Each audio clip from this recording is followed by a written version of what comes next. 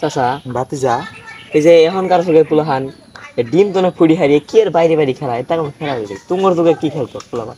আরে ভাতিজা আমি তো ওই কথাটাই কই, আমরার যুগের যে খেলাগুলো হইতো, একটা মানুষ আছেন দানবের মতন, হ্যাঁ, হাডুডু খেলা ছিল না? হ্যাঁ এই হাডুডু খেলাগুলো হইতো, বুঝছো? একজনের যে বডিগুলো আছেন, এটা দেখলে এখনকার যুগের পোলাপান মনে করো 20 হাত দূরে থাকবে। আর এটা কোনো খেলা, এটা আমরা কোনো যুগে মনে করি এটা কোনো খেলায় আসিল না।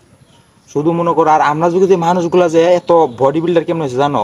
মনে করো যে কলা আছে, হ্যাঁ, 2-3 কান্দা কলা, আর মনে করো 5 কেজি চিরা একবার খাইলে তো। আর এটা পোলাহানে কোনো কি কাতারে পড়ে দেখো তো? আমার তো এক্সারসাইজ বালতি খাওয়া হয় না। আমার দেখলে এটা পোলান দেখলে আফসোস হয়। আরে বেটা, পোলাও নইবে আমরার যুগের মতো, এক শট মারলে যাইব ওই হেন।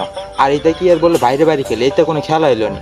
আমার মাঝে মাঝে আফসোস লাগে, এটা পোলাহান আমরা যুগের খেলা দেখলে মনে করো আফসোস করি মরতো।